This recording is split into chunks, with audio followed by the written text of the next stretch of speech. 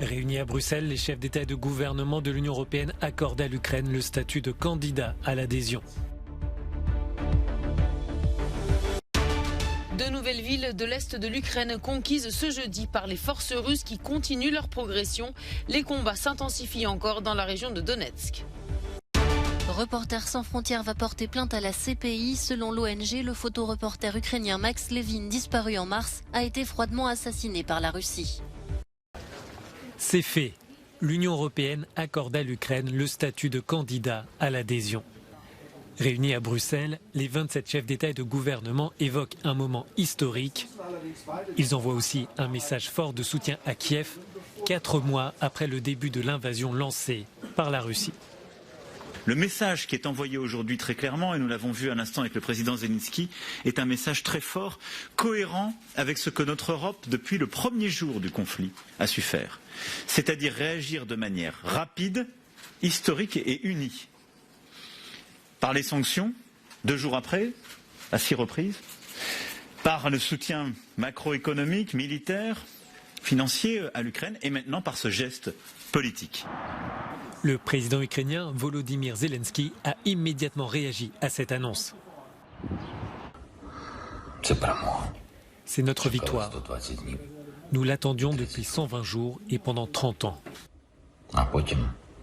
Nous allons battre l'ennemi et nous reposer. Ou probablement, nous allons d'abord reconstruire l'Ukraine et ensuite nous reposer.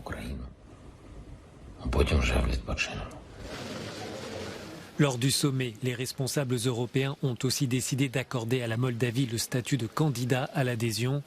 Les 27 tendent la main à cet ancien pays de l'Union soviétique, frontalier de l'Ukraine et menacé de déstabilisation par la guerre. Depuis le début du conflit en Ukraine, l'Union presse le pas dans sa procédure de décision. Désormais, les 2 candidats vont devoir mettre en œuvre des réformes avant de pouvoir entamer les négociations d'adhésion. Bien sûr, les pays doivent faire leur devoir avant d'avancer vers la prochaine étape du processus d'adhésion. Mais je suis convaincu qu'ils avanceront le plus rapidement possible et travailleront autant que possible pour réaliser les réformes nécessaires. La lutte contre la corruption et le renforcement de l'état de droit font partie des dossiers prioritaires. À l'issue de ce sommet, un pays reste toutefois hors de la trajectoire européenne. La Géorgie devra encore patienter avant de se rapprocher formellement de l'Union. Aucune mention directe de l'Ukraine et de lourdes critiques adressées aux Occidentaux dans la bouche de Vladimir Poutine lors du 14e sommet des BRICS organisé à distance. Sur fond de sanctions occidentales, le président russe appelle ses partenaires à resserrer leurs liens. Seule une coopération honnête, au bénéfice mutuel, peut nous sortir de la situation de crise que connaît l'économie mondiale à cause des actes égoïstes et dysfonctionnels de certains pays. Plus de coopération et surtout un changement profond de l'ordre international vu sous l'optique de la domination occidentale et honnie par Vladimir Poutine. Nous sommes convaincus qu'à présent et plus que jamais, le leadership des BRICS est nécessaire pour former de manière unifiée et positive un système de relations internationales réellement multipolaire. Le président chinois Xi Jinping critique lui aussi les sanctions imposées à la Russie, pointant selon ses mots les efforts entrepris par certains pays pour maintenir leur puissance politique et militaire. Outre la Chine et la Russie, les BRICS regroupent aussi l'Afrique du Sud, l'Inde et le Brésil et pèsent 42% de la population et un quart du PIB mondial. Parmi eux, seul le Brésil a émis des sanctions contre Moscou.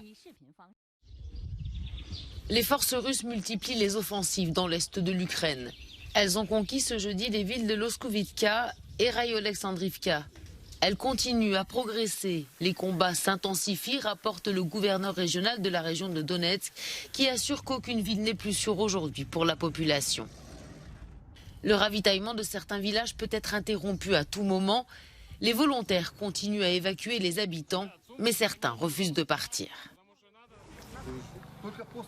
L'armée russe continue par ailleurs de bombarder la région de Mykolaïv au sud. De son côté, Kiev dit enregistrer chaque jour entre 200 et 300 crimes de guerre commis par les forces russes sur le territoire ukrainien. Les enquêteurs de la police nationale ont engagé plus de 19 000 procédures pénales depuis le début de l'agression militaire sur des faits de crimes commis sur le territoire de l'Ukraine par des militaires des forces armées de la Fédération de Russie et leurs complices et d'autres infractions pénales relevant de la loi martiale. Enfin, selon les renseignements américains, la marine russe aurait reçu l'ordre de poser des mines dans les ports d'Odessa et d'Otchakivka. Objectif, renforcer le blocage des exportations de céréales ukrainiennes. L'ONG Reporters sans frontières annonce qu'elle porte plainte devant la Cour pénale internationale après la publication mercredi d'une enquête selon laquelle le photoreporter ukrainien Max Levin et un soldat qui l'accompagnait ont été exécutés et probablement torturés par des soldats russes en mars dernier. Leurs corps ont été retrouvés 3 semaines après leur disparition dans une forêt près d'un village situé à 30 km au nord de Kiev. Les 2 hommes s'y étaient rendus pour tenter de récupérer un drone qu'ils avaient perdu dans les bois quelques jours avant l'arrivée des troupes russes. Un engin utilisé pour ces reportages et pas à des fins de renseignement selon RSF, qui a enquêté 10 jours sur place fin mai. Le journaliste aguerri, âgé de 40 ans, était habillé en civil le jour de sa disparition. Plusieurs preuves matérielles de la présence russe à proximité immédiate de la scène de crime ont été observées. Depuis le début de l'invasion russe, 32 journalistes ont été tués, dont 8 dans l'exercice de leur métier. Dans l'archipel norvégien du Svalbard, également appelé Spitsberg, le village de Barentsburg témoigne de décennies de présence soviétique, puis russe. Durant la guerre froide, de nombreux citoyens soviétiques travaillaient dans l'extraction de houille et de charbon de l'archipel. Aujourd'hui, l'activité minière perdure et les traces de l'URSS y demeurent bien visibles. Est-ce que nous sommes en Russie? Non, je ne crois pas. Nous sommes bien en Norvège, dans le Spitsberg. Vous voyez derrière moi une installation soviétique, aujourd'hui russe, en Norvège. Des gens de nombreuses nationalités vivent ici. Des Ukrainiens, des Russes, des Ouzbeks, des Kazakhs vivent à Barentsburg. Dans l'archipel situé à seulement 1 millier de kilomètres du pôle Nord, la guerre en Ukraine a ici aussi fait irruption dans les esprits. Mais ces 3000 habitants y cultivent une tradition de cohabitation pacifique. 2 ou 3 semaines après le début de la guerre, le manager général de la compagnie minière, Arti Kougol, a annoncé lors d'une réunion que nous devions dorénavant éviter de parler entre nous de la guerre, qu'il fallait éviter les conflits.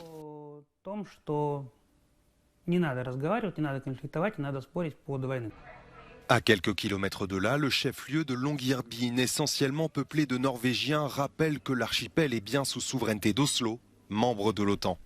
Les habitants se montrent inquiets des tensions entre occidentaux et russes. Nous sommes au courant des guerres qui se déroulent dans le monde. Et soudainement, cela arrive près de chez nous. Et nous savons que l'agresseur garde un œil attentif à ses intérêts dans l'Arctique. Il est donc naturel que les gens s'interrogent. Serons-nous affectés et comment le serons-nous? L'archipel, grand comme 2 fois la Belgique, est régi par un des plus anciens traités internationaux encore en vigueur. Une bizarrerie juridique bancale, interprétée très différemment par la Norvège, la Russie et l'Union européenne.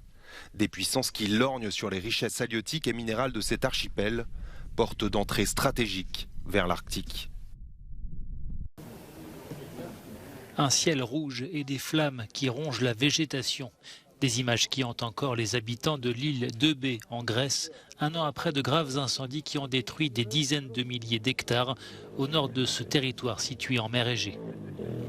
Petit à petit, la vie végétale reprend ses droits, le vert effaçant progressivement le noir du bois carbonisé. Mais il faudra encore du temps pour que la nature efface les stigmates des flammes. La repousse des forêts est plus importante à certains endroits qu'à d'autres, mais de manière générale, il y a une repousse. C'est plus difficile pour les forêts de sapins et de pins noirs. On a besoin de l'aide des hommes, mais aussi de celle de l'État, qui doit travailler à la reforestation. Deuxième plus grande île grecque après la Crète, l'île d'Eubée est très prisée des touristes lors de l'été, une période durant laquelle les incendies graves n'ont cessé de se multiplier ces dernières années en Grèce. Le pays, qui regorge de petits coins de paradis, est devenu l'un des symboles des ravages du réchauffement climatique.